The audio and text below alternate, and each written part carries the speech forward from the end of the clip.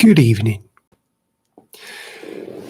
and welcome to the Bible Hour, where we read the Bible for an hour.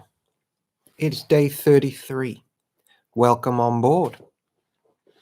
Good evening, Park End Church admin. Tonight we do begin Ruth chapter 1 verse 1. Good evening, Chris Henry. Good evening, Diane. Good evening, Richard Barrett and Paula Barrett. Yeesh. The heavy hitters are here. The bigwigs. Better get it together tonight. Pressure's on. We are in the book of Ruth, and we will begin reading in 5 minutes.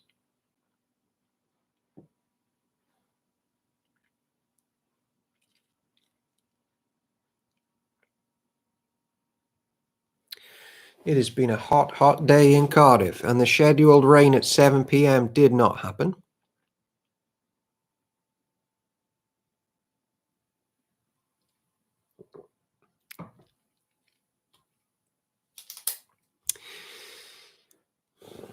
We are coming off the book of Judges. All right, let's get rid of that because we need the Bible, not that.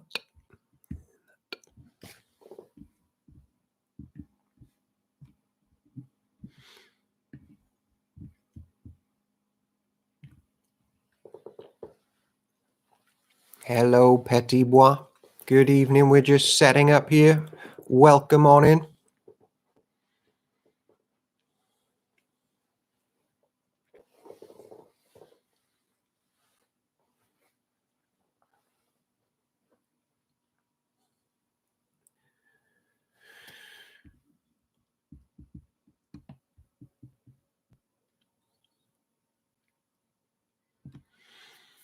I'm just getting set up, digging out Ruth.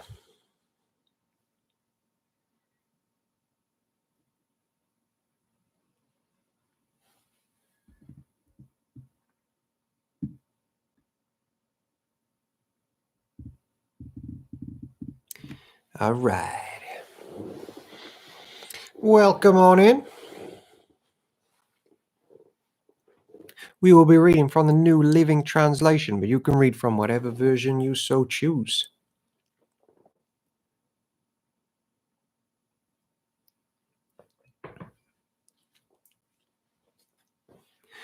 New Living Translation is a dynamic equivalent of the Masoretic Hebrew text. Maybe one day we'll do a reading from the Septuagint Greek Old Testament text, which was often the text that Jesus and the apostles quoted. So if you ever actually look up a reference from the apostles or Jesus and think, that's not the right reference, it's possible that they're quoting the Greek Old Testament, not the Hebrew, where things are a little bit ordered slightly differently. Or it may be that they're quoting a minor prophet and a major prophet together and just attributing the major prophet. That happens sometimes too.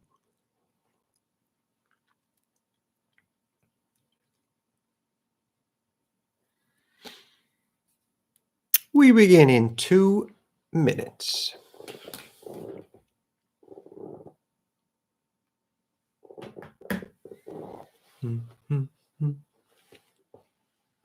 No merchandise in the post today for Owen?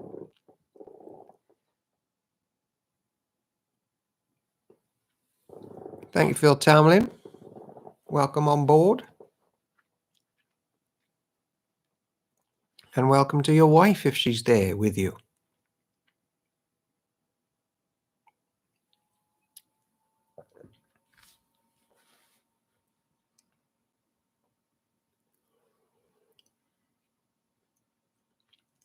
It is 20:59. Great Wales time. She's here. Kerry is here.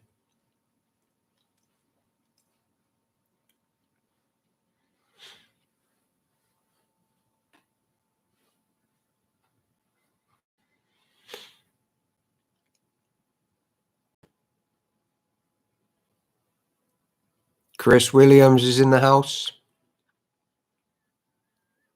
The regulars are pouring in. Welcome, no doubt, also to Cara and the dogs.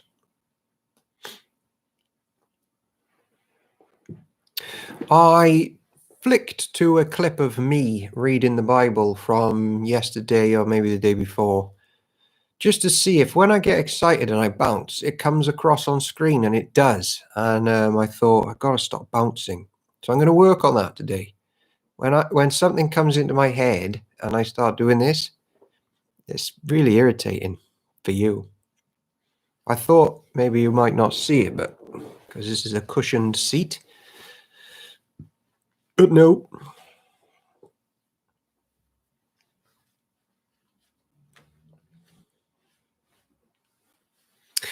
Okay, so in about 30 seconds, we will begin today's reading, which is the book of Ruth, which is the Old Testament. The Bible, of course, given by the church to be read in church. And that's one of the great things about Bible Hour. There are a group of people, church members, reading it together, opening the text together. Hello, Sue Roberts.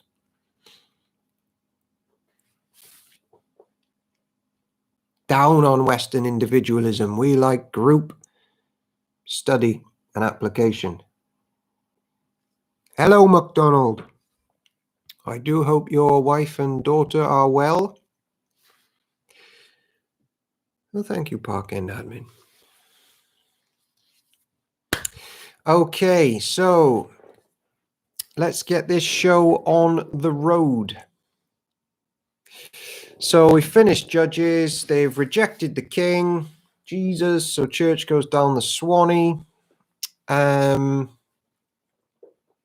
They're all doing what's right in their own eyes. There's idolatry, and the Lord is reining them in using judges. Good, MacDonald. And now we get to the book of Ruth. Now, the narrative books like this one and Joshua and Samuel, they don't need much by way of me saying anything because they're a narrative, as opposed to some of the Levitical stuff. Hello, Sam Whittington. Maybe that needed me to pull up the brakes a bit. But I am going to slow down a bit on Ruth because it's a short book, but one of the literary greats and spiritual giants in world history. Before we get to Ruth, just want to give a massive shout out to the Park End admin team giving up their time every night, and to anybody who's a regular dropping in. People are actually revisiting episode 1 and watching it from then, and the average viewership of this each episode is about 70 people, which may be more if they're in a front room with other people, which means like 70 odd people, or plus maybe 100 maybe. I've read 33 hours of the Bible and nailed the perceived difficult books like Leviticus and Deuteronomy, and just showed how Jesus-centered it all is. So well done, everybody. Well done. So a few words on Ruth then, because I want to slow it down a bit. So Bible is a romance. Jesus marries the church. The book of Ruth basically tells that story in miniature, so look out for something there. Look out for that. I posted on Facebook earlier a quote from Martin Luther, who said, "The heart of religion lies in its personal pronouns. Here, Ruth, here, I seem to have lost the ability to talk momentarily. Here, Ruth owns the Lord God of Israel as her God." Check out that stuff. In the book of Ruth, God works a lot behind the scenes. We find that in Esther as well. And I don't know if you ever asked, like, is God at work here in this strange situation in my life? I think Ruth really helps with questions like that. Obviously, the judges are ruling. That's not a great time for the Old Testament church. They've rejected Jesus, so now they've got the judges. And soon they're going to get asked for a king. where they should just be happy with Jesus. But there's famine kicking off in the land, which I think is a sign of judgment when you think about all the promises God gave his church and that land. Then this random person from Moab, a complete non-churcher, just storms the world, and actually Jesus comes from her family tree. So look out for things like that. It's a tough time for a family. Don't know if you've ever had a tough time. Loss, depression. There's this word mara being used, which means like bitter. But the believers still cling on to God in it. Remember about inheritance of land, which is an important thing in Ruth. Like, there was nothing worse than being a widow in the ancient land. They would be taken advantage of, very little financial support. And if you remember, Bible Hour, back in Leviticus 25, God's law provided the nearest relative of the dead husband or whatever, that they should care for the widow. But of course, if you're in Moab or something like that, like, you got no one to help. You need something called a kinsman redeemer. All right. So yeah, there's a lot of bitterness, but I'm going to end with this bit. God's bitterness is better than Satan's bitterness. And it's better to cling on to God in bitter times than reject him and run to Satan, who just dishes out bitterness. I mean, you just need to look at Judas as an example of what Satan's bitterness brings you. Whereas let's read this book together and see what the Lord's bitterness brings. This is the word of the Lord. Thanks be to God. Ruth, chapter 1. I'm tempted, Park End, to kick off a little COVID-19 Ruth series and do like 4 sermons on Ruth.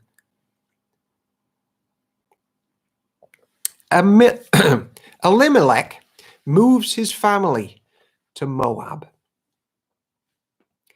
In the days when the judges ruled in Israel, a severe famine came upon the land. So a man from Bethlehem in Judah left his home and went to live in the country of Moab, taking his wife and 2 sons with him. Moab, bad gods. The man's name was Elimelech, and his wife's name was Naomi. Their 2 sons were Mahlon and Kilian. They were Ephrathites from Bethlehem in the land of Judah. And when they reached Moab, they settled there. Then Elimelech died, and Naomi was left with her 2 sons. The 2 sons married Moabite women. One married a woman named Orpah, and the other married a woman named... You've got it. But about 10 years later, both Mahlon and Kilian died. This left Naomi alone without her 2 sons or her husband. This is a bad situation. There is heartache. Naomi and Ruth return. Verse 6. Then Naomi heard in Moab that the Lord had blessed his people in Judah by giving them good crops again. So Naomi and her daughters-in-law got ready to leave Moab to return to her homeland. With her 2 daughters-in-law, she set out from the place where she had been living, and they took the road that would lead back to Judah.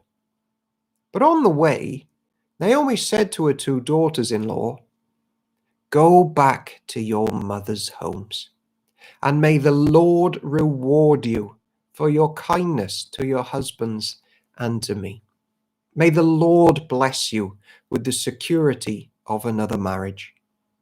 Then she kissed them goodbye, and they all broke down and wept.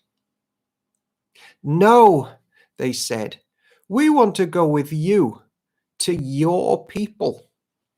I wonder, is that basically them saying, we want to be Christians. We want to be with your church people, living with your God. But Naomi replied, why should you go on with me? Can I still give birth to other sons who could grow up to be your husbands? No, my daughters, return to your parents' homes, for I am too old to marry again. And even if it were possible, and I were to get married tonight and bear sons, then what? Would you wait for them to grow up and refuse to marry someone else? No, of course not, my daughters. Things are far more bitter for me than for you, because the Lord himself has raised his fist against me. Tons of that stuff through the Bible, isn't it? The Lord disciplines his children to bring them back to himself.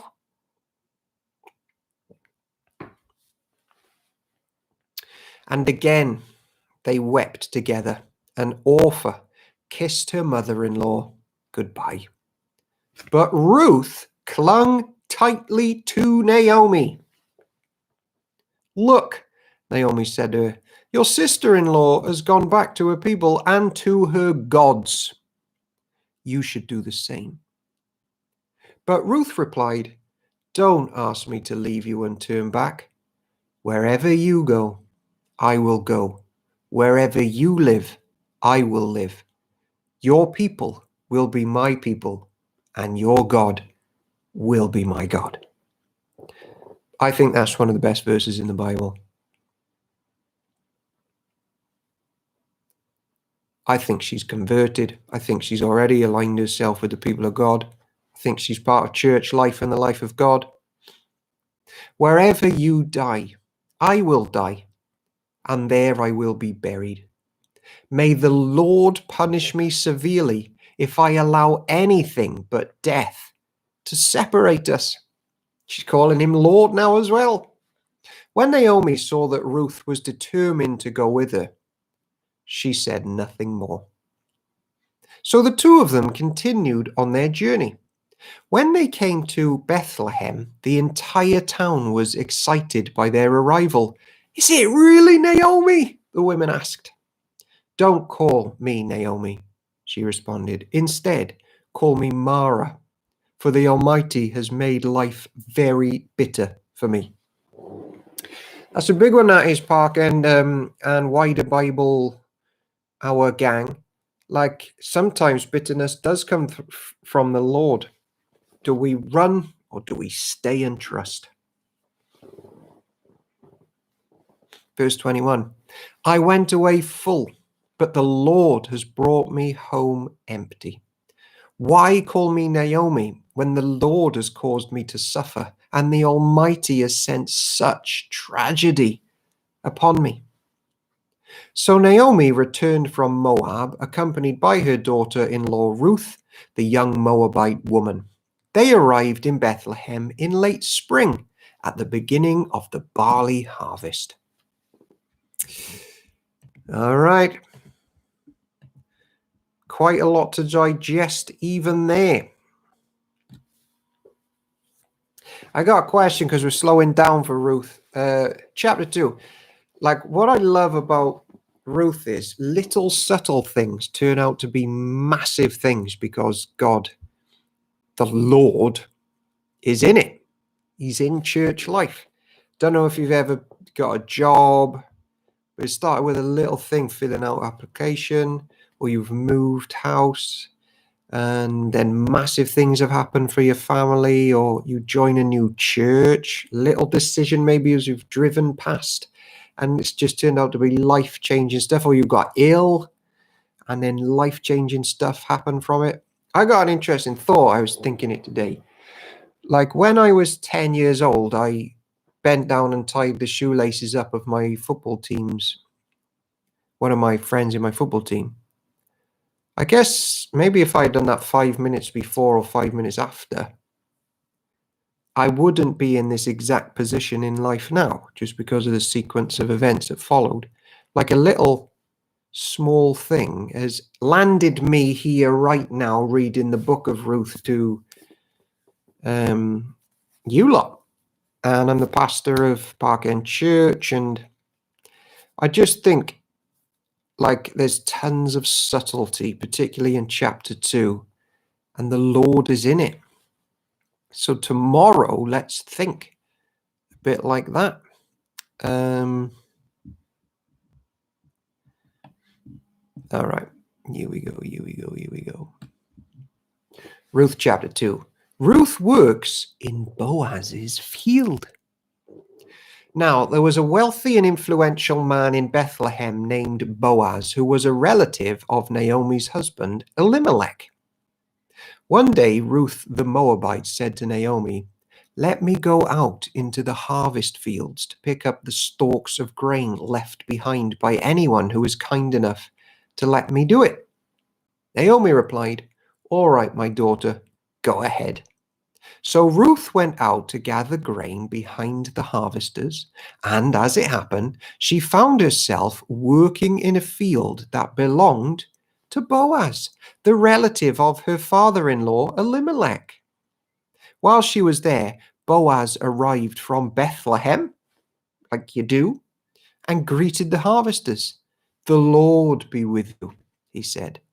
"The Lord bless you," the harvesters replied. Then Boaz asked his foreman, "Who is that young woman over there? Who does she belong to?" And the foreman replied, "She is the young woman from Moab who came back with Naomi. She asked me this morning if she could gather grain behind the harvesters. She has been hard at work there ever since, except for a few minutes rest in the shelter."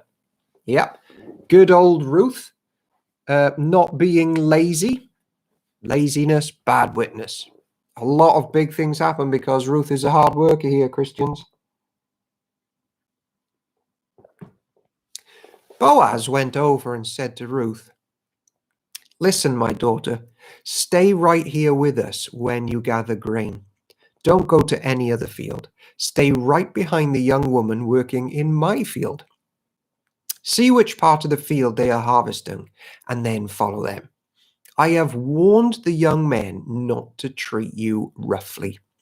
And when you are thirsty, help yourself to the water they have drawn from the well." Ruth fell at his feet and thanked him warmly. "What have I done to deserve such kindness?" she asked. "I am only a foreigner." That's the cry of every Christian, isn't it? To the Lord, to our Redeemer. What have we done to deserve such kindness? We're just foreigners that you've grafted into your family. Verse 11. "Yes, I know," Boaz replied, "but I also know everything you have done for your mother-in-law since the death of your husband. I have heard how you left your father and mother and your own land to live here among complete strangers." Just want to pause there because the last chapter for two reasons. Here is by popular request, a little life update. Evie the dog, 12 months old, weeks old on Monday, this coming Monday. She is now about 3 times the size as she was when she arrived. She still looks like Simba from The Lion King.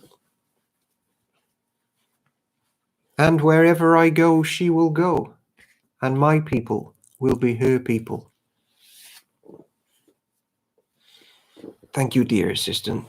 24 hours late because the request was yesterday, but better late than never, dear.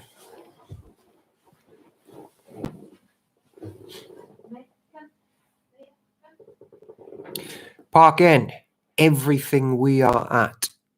Everything. Oh, evening. We are at Ruth 22. Hey, is he here? Hey, hello, Gelfin.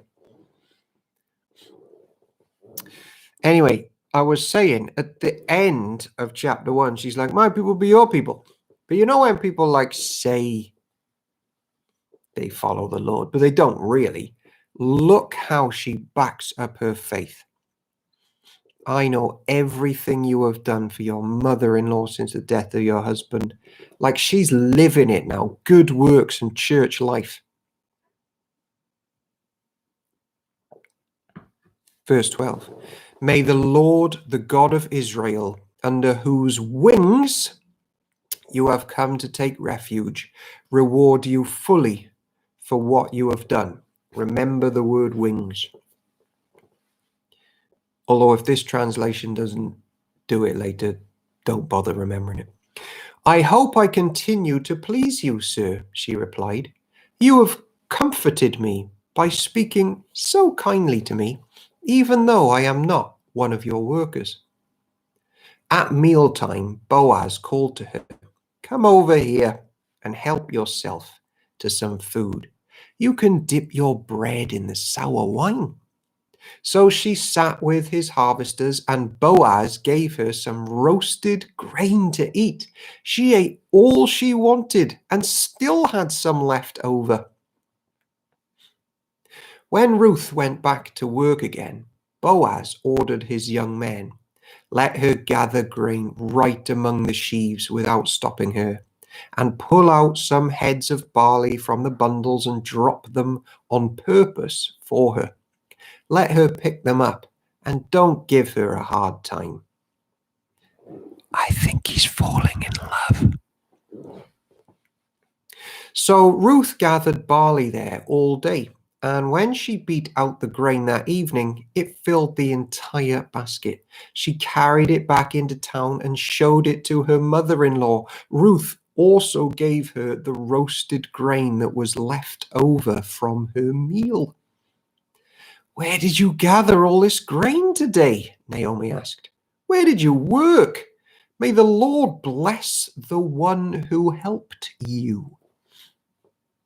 So Ruth told her mother-in-law about the man in whose field she had worked.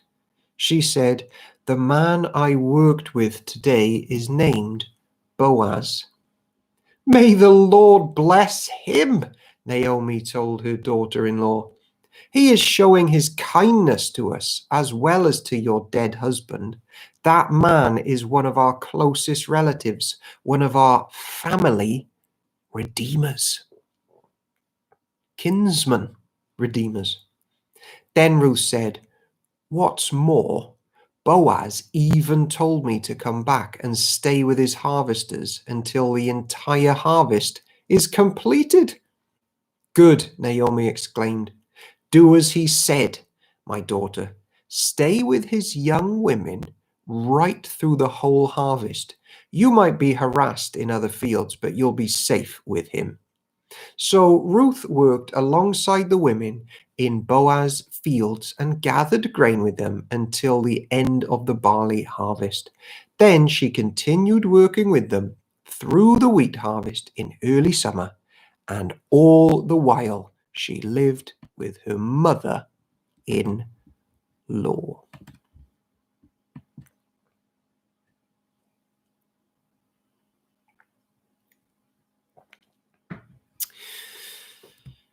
Jesus redeems us, and our bread baskets overflow.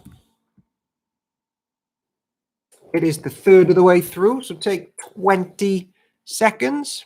Grab a drink if you want.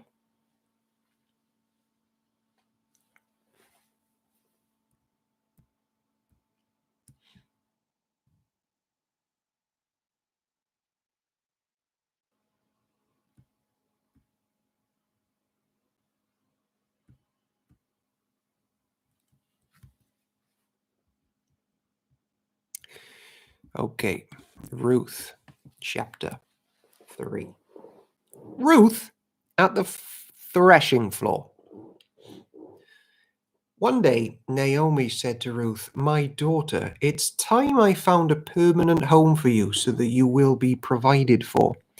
Note there, God's will is accomplished through planning. So often church minds coming together and planning things out brings about the will of God, just through sanctified common sense decision making and plans. Boaz is a close relative of ours, and he's been very kind by letting you gather grain with his young women. Tonight he will be winnowing barley at the threshing floor.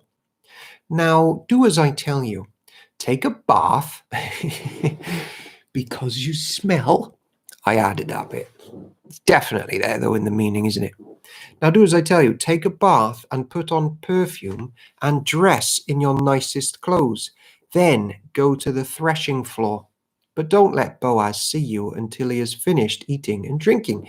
There's one for the tree-hugging au naturels.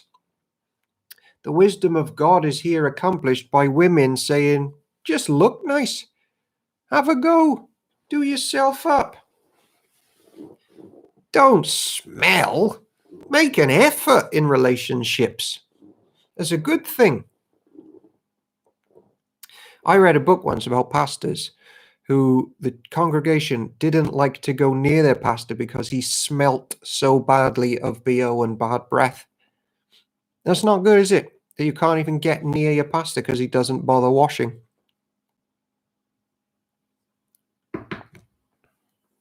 And yes, some BO is a result of something else and they do wash. All right, this pastor was lazy. Verse 4. Be sure to notice where he lies down. Then go and uncover his feet and lie down there. He will tell you what to do. Verse 5. I will do everything you say, Ruth replied.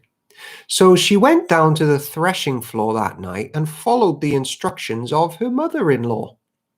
After Boaz had finished eating and drinking and was in good spirits, he lay down at the far end of the pile of grain and went to sleep.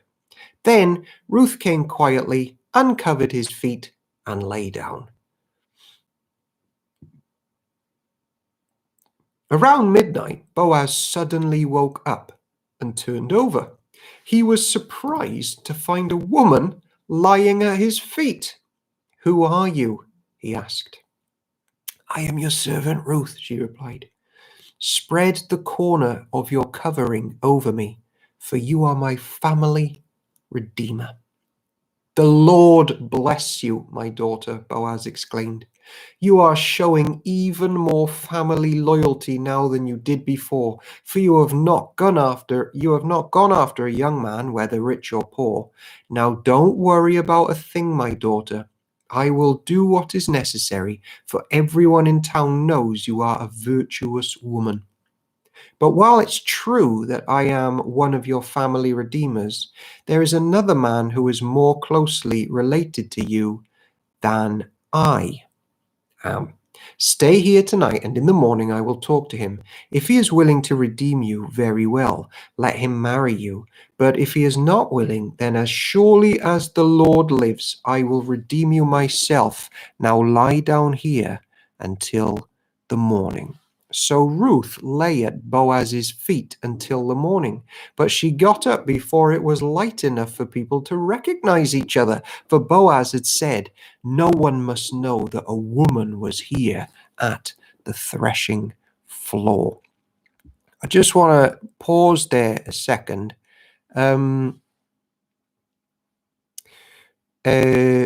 Because verse 12, this is the danger of only clinging to one English version.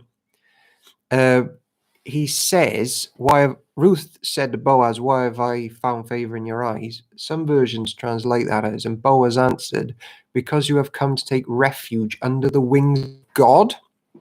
So I think here's what's going on.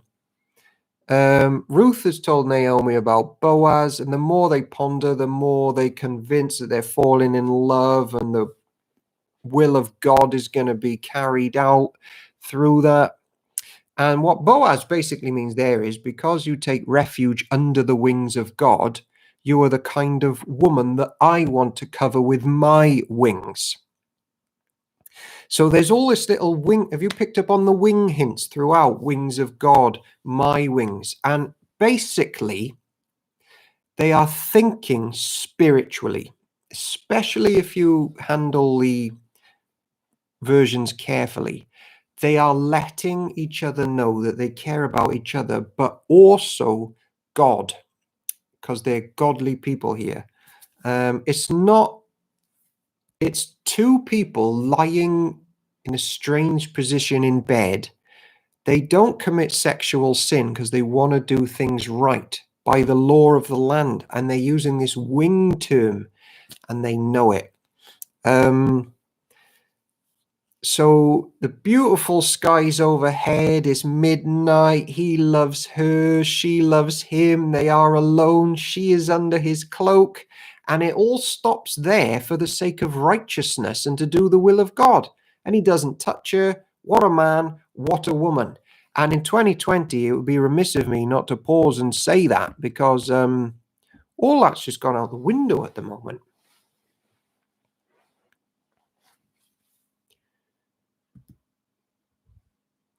Okay. Verse 16. When Ruth went back to her mother-in-law, Naomi asked, "What happened, my daughter?" Ruth told Naomi everything Boaz had done for her, and she added, "He gave me these 6 scoops of barley and said, 'Don't go back to your mother-in-law empty-handed.'" Then Naomi said to her, "Just be patient, my daughter, until we hear what happens. The man won't rest until he has settled things today."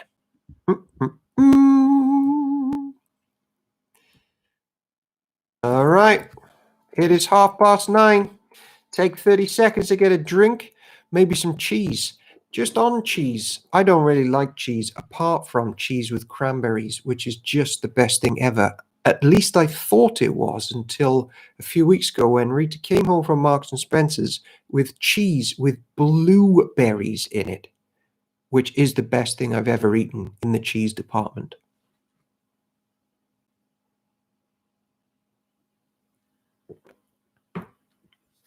We are heading to Ruth chapter 4 in 30 seconds.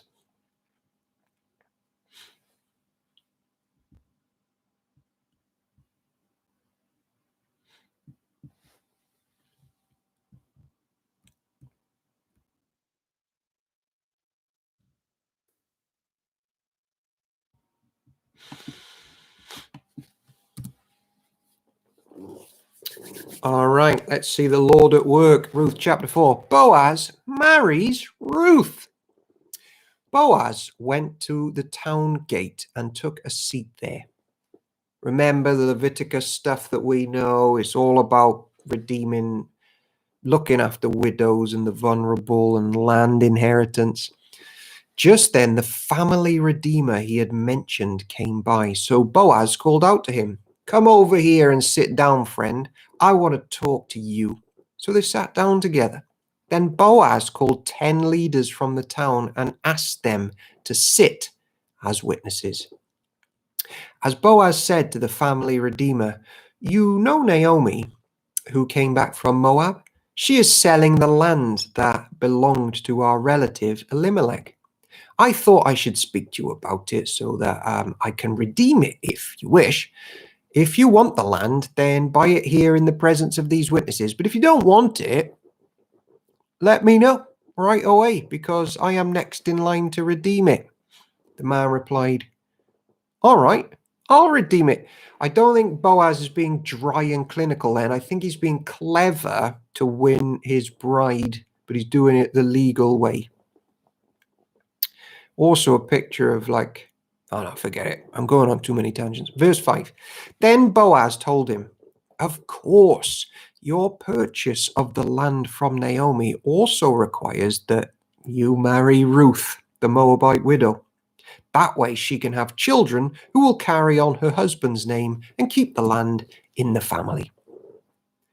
"Then I can't redeem it," the family redeemer said, "because this might endanger my own estate. You redeem the land." "I cannot do it." Now, in those days, it was custom in Israel for anyone transferring a right of purchase to remove his sandal and hand it to the other party. This publicly validated their transaction. So the other family redeemer drew off his sandal and said to Boaz, "You buy the land."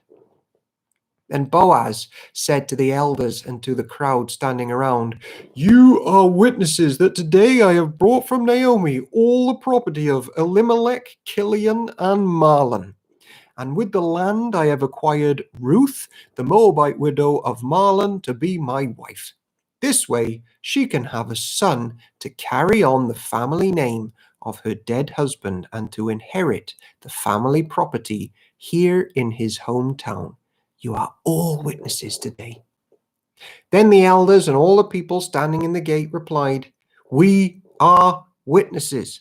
May the Lord make this woman who is coming into your home like Rachel and Leah, from whom all the nation of Israel descend. May you prosper in Epaphra and be famous in Bethlehem. And may the Lord give you descendants by this young woman who will be like those of our ancestor Perez, the son of Tamar and Judah." So Boaz took Ruth into his home and she became his wife. When he slept with her, the Lord enabled her to become pregnant, and she gave birth to a son. Then the woman of the town said to Naomi, "Praise the Lord, who has now provided a redeemer for your family. May this child be famous in Israel. May he restore your youth and care for you in your old age, for he is the son of your daughter-in-law who loves you and has been better to you than 7 sons." Naomi took the baby and cuddled him to her breast, and she cared for him as if he were her own. The neighbor woman said, "Now at last Naomi has a son again," and they named him Obed. He became the father of Jesse and the great-grandfather of David. And now, this book ends by shifting focus onto this grandson who's more of a redeemer, but now it goes cosmic into family lineage. Why does the book end there?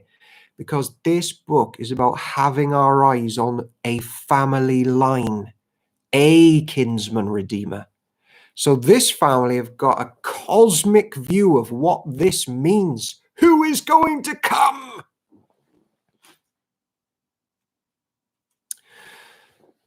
This is the genealogical record of their ancestor, Perez. Perez was the father of Hezron. Hezron was the father of Ram. Ram was the father of Abinadab. Abinadab was the father of Nahshon.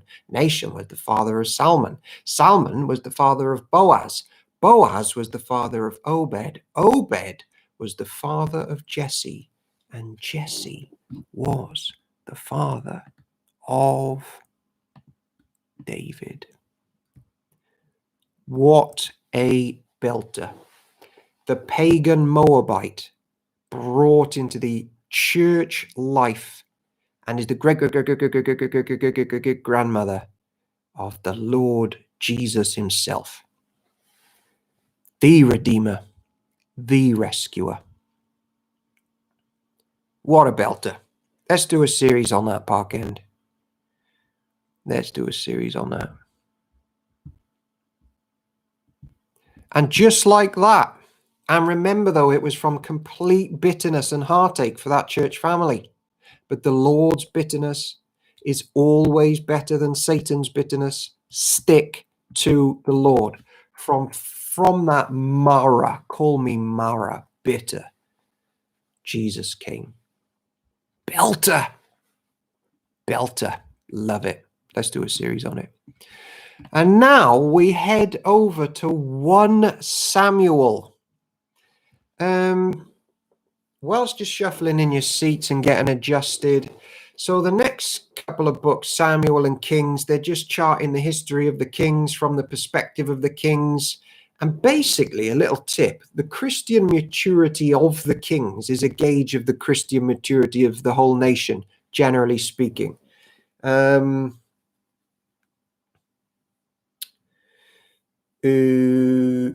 Yeah, and we've already talked about Hannah. She's got faith in the proper king. All right, and then we'll check back in at chapter 4 when things get more interesting. 1 Samuel chapter 1. Ooh. And now the books of Samuel. I love Samuel, says Sue Roberts. Andy Christovides, sorry I'm late. We forgive you. Richard Barrett, excellent idea. Don't know which one. North Star, my cheeks are wet for some reason. I don't know why your cheeks are wet. What have you done? Romance instead of war. Petit bois. Petit bois, yes. But there was death and tragedy. Sue Roberts, again, Samuel, love it. Wow, the Bible hour are ramped up for Samuel. Oh, crying. North Star's crying. North Star is a she, I think, Sue Roberts. Pretty sure about that. Series on Ruth, excellent idea. Let's do it. Starting Sunday. Lockdown series on Ruth, 6 p.m. 1 Samuel, chapter 1. Elkanah and his family. There was a man named Elkanah who lived in Ramah in the region of Zuph in the hill country of Ephraim. He was the son of Jeroam, son of Elihu, son of Tohu, son of Zuph of Ephraim. Elkanah had 2 wives, Hannah and Peninnah. Peninnah had children, but Hannah did not. Each year, Elkanah would travel to Shiloh to worship and sacrifice to the Lord of heaven's armies at the tabernacle. The priests of the Lord at that time were the 2 sons of Eli, Hophni and Phinehas. On the days Elkanah presented his sacrifice, he would give portions of the meat to Peninnah and each of her children. And though he loved Hannah, he would give her only 1 choice portion because the Lord had given her no children. So Peninnah would taunt Hannah and make fun of her because the Lord had kept her from having children. Year after year, it was the same. Peninnah would taunt Hannah as they went to the tabernacle. Each time, Hannah would be reduced to tears, North Star. She'd have wet cheeks and would not even eat. Why are you crying, Hannah? Elkanah would ask. Why aren't you eating? Why be downhearted just because you have no children? You have me. Isn't that better than having 10 sons? Hannah prays for a son. Once, after a sacrificial meal at Shiloh, Hannah got up and went to pray. Eli the priest was sitting at his customary place beside the entrance of the tabernacle. Hannah was in deep anguish, crying bitterly as she prayed to the Lord. And she made this vow, O Lord of heaven's armies, if you will look upon my sorrow and answer my prayer and give me a son, then I will give him back to you. He will be yours for his entire lifetime. And as a sign that he has been dedicated to the Lord, his hair will never be cut. Now, we all know in the Bible hour what that's about. We know that because we are Moses scholars now. Park End Church admin, could you just paste the King James Version or the Authorized Version, aka, of verse 11, just to see if what they use instead of the Lord of Heaven's armies. Verse 12, as she was praying to the Lord, Eli watched her. Seeing her lips moving but hearing no words, he thought she had been drinking. Must you come here drunk? He demanded. Throw away your wine. Oh, no, sir, she replied. I haven't been drinking wine or anything stronger, but I am very discouraged. I was pouring out my heart to the Lord. Don't think I am a wicked woman, for I've been praying out of great anguish and sorrow. In that case, Eli said, go in peace. May the God of Israel grant the request you have asked of him. Oh, thank you, sir, she exclaimed. Then she went back and began to eat again, and she was no longer sad. Samuel's birth and dedication. The entire family got up early the next morning and went to worship the Lord once more. Then they returned home to Ramah. When Elkanah slept with Park N admin, KJV verse 11, and she vowed a vow and said, "O Lord of hosts." Yeah, okay. Thought it would be something like that. Lord of hosts, translated in this one as host of armies, commander of armies.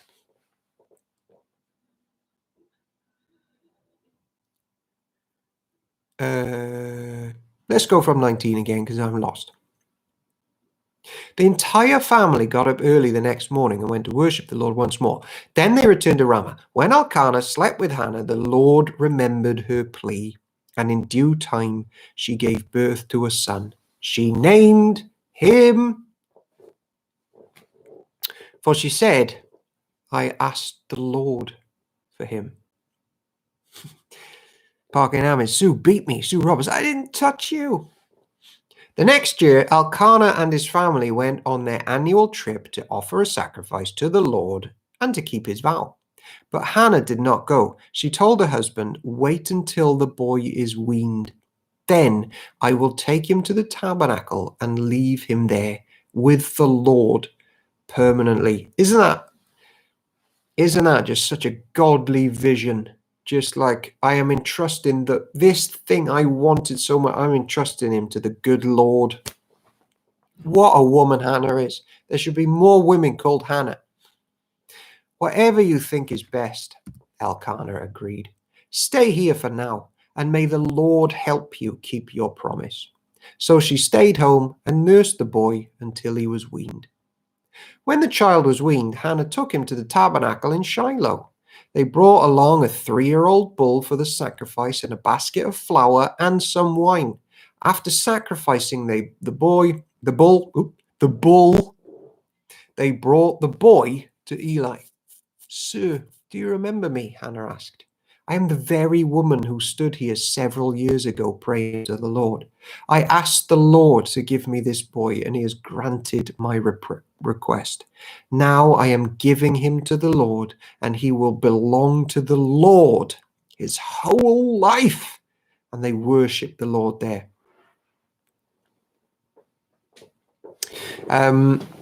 Of course, children raising up to know the Lord, there is no greater thing for a parent to see that. Safe in the arms of Jesus. All right, here come one of the best prayers in the whole Bible, 1 Samuel chapter 2. Hannah's prayer of praise. Sue Roberts, I read the KJV alongside it all the time. KJV fans in Park End. 1 Samuel 2, Hannah's prayer of praise. Then Hannah prayed, "My heart rejoices in the Lord. The Lord has made me strong. Now I have an answer for my enemies. I rejoice because you rescued me. No one is holy like the Lord. No one. There is no one besides you. There is no rock like our God. Stop acting so proud and haughty. Don't speak with such arrogance, for the Lord is a God who knows what you have done. He will judge your actions. The bow of the mighty is now broken, and those who stumbled are now strong.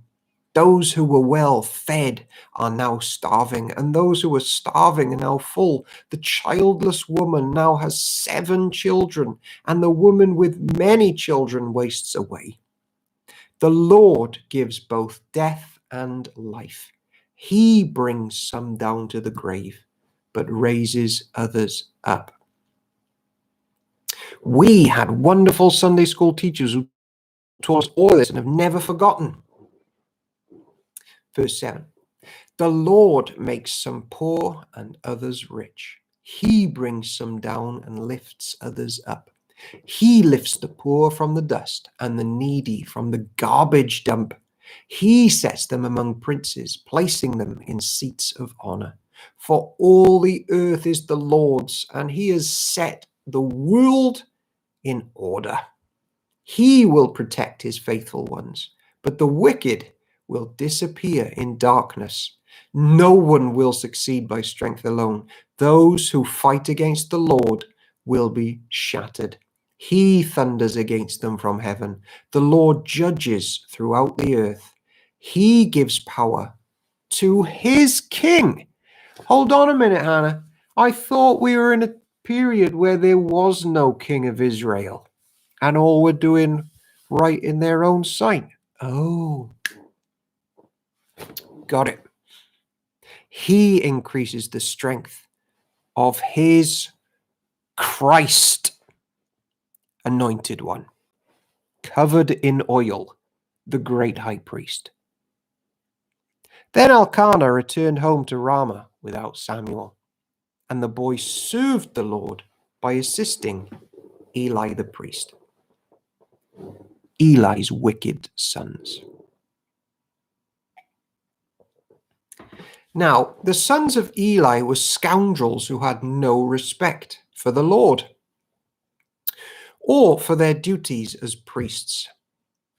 By the way, just on a personal note, I don't know if you pray for your church leaders, but I've lost count of the amount of church leaders that have fallen to serious sin and been disqualified from the ministry.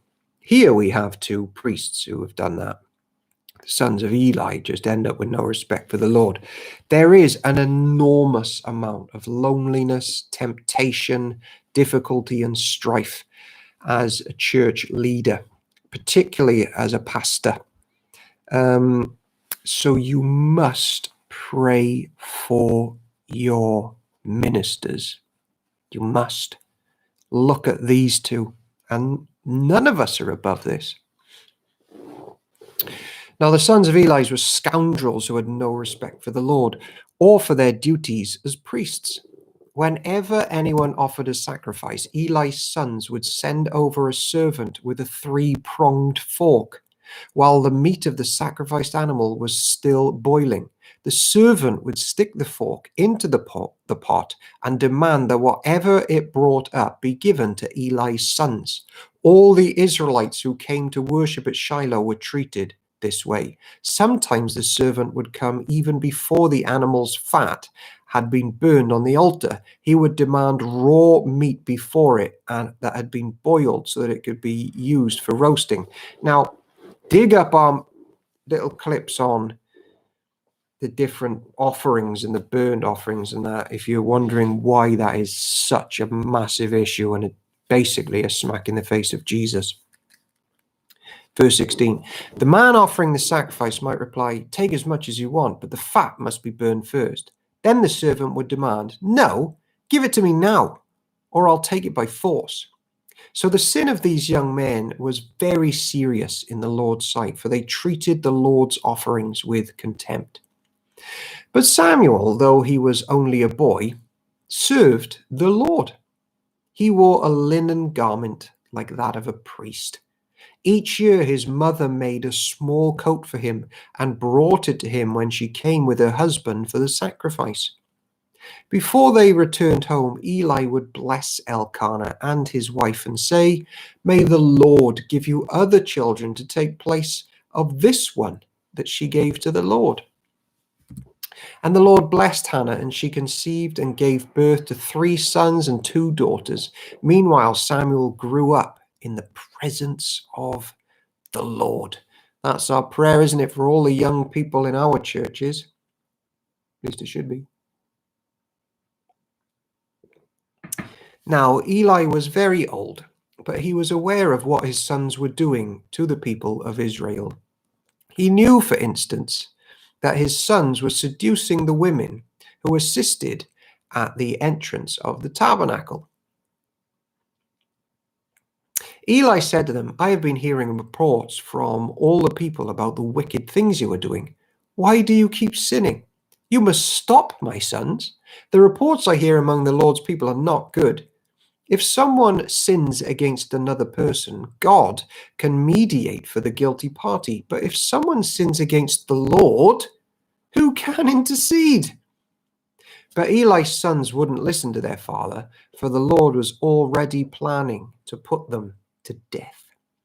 Meanwhile, the boy Samuel grew taller and grew in favor with the Lord and with the people. Says that about Jesus, doesn't it? A warning for Eli's family. One day, a man of God came to Eli and gave him this message from the Lord. I revealed myself to your ancestors when they were Pharaoh's slaves in Egypt. I chose your ancestor Aaron from among all the tribes of Israel to be my priest, to offer sacrifices on my altar, to burn incense, and to wear the priestly vest as he served me. And I assigned the sacrificial offerings to you priests. So why do you scorn my sacrifices and offerings? Why do you give your sons more honor than you give me? For you and they have become fat from the best offerings of my people Israel. Bad parenting. Don't put children before the Lord. If you put the Lord before the children even benefit. Look at the mess Eli's sons are in. Don't make a god of children. Therefore, the Lord, the God of Israel, says, I promised that your branch of the tribe of Levi would always be my priests, but I will honor those who honor me, and I will despise those who think lightly of me. The time is coming when I will put an end to your family, so it will no longer serve as my priests. All the members of your family will die before their time. None will reach old age. You will watch with envy as I pour out prosperity on the people of Israel, but no members of your family will ever live out their days. The few not cut off from serving at my altar will survive, but only so their eyes can go blind and their hearts break, and their children will die a violent death. Don't corrupt the priesthood. They're representing Jesus. And to prove that what I have said will come true, I will curse your two sons, Hophni and Phinehas, to die on the same day. Then I will raise up a faithful priest who will serve me and do what I desire. I will establish his family, and they will be priests to my anointed kings forever. Then all of your surviving family will bow before him, begging for money and food, saying, please, they will say, give us jobs among the priests so we can have enough to eat.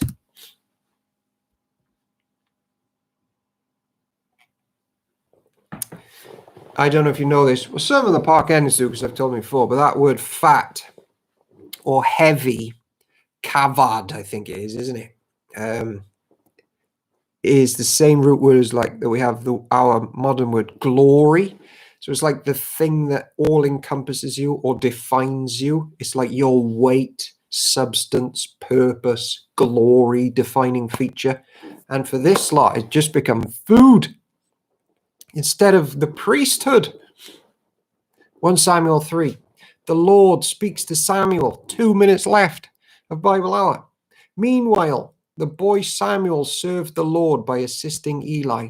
Now, in those days, messages from the Lord were very rare and visions were quite uncommon.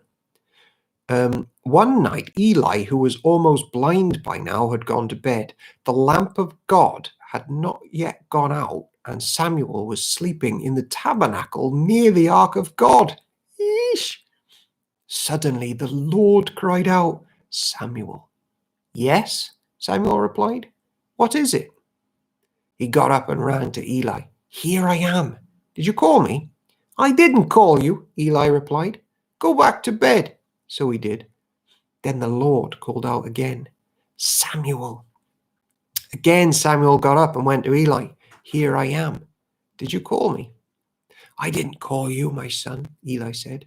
Go back to bed. Samuel did not yet know the Lord because he had never had a message from the Lord before. So the Lord called a third time, and once more Samuel got up and went to Eli. "Here I am. Did you call me?"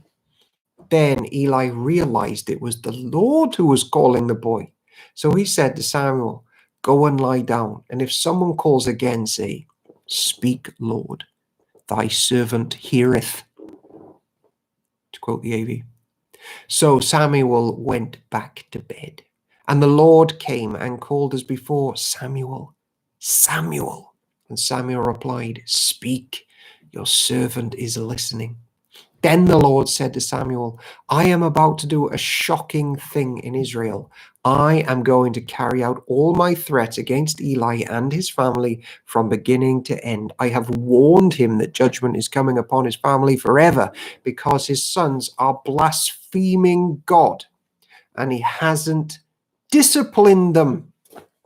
So I have vowed that the sins of Eli and the sons will never be forgiven by sacrifices and offerings." It is 10 o'clock. We end on a note: in church, we need to discipline our children and not idolize them, but teach them the ways of the Lord. We don't abuse the priesthood. We come to the Father through Jesus. Sue Roberts, "Speak, Lord, for thy servant heareth." Powerful humility from the young boy. And the other thing that spoke was, meanwhile, in those days, messages from the Lord were quite rare. It's like, that's quite a judgment statement, isn't it, from the Lord?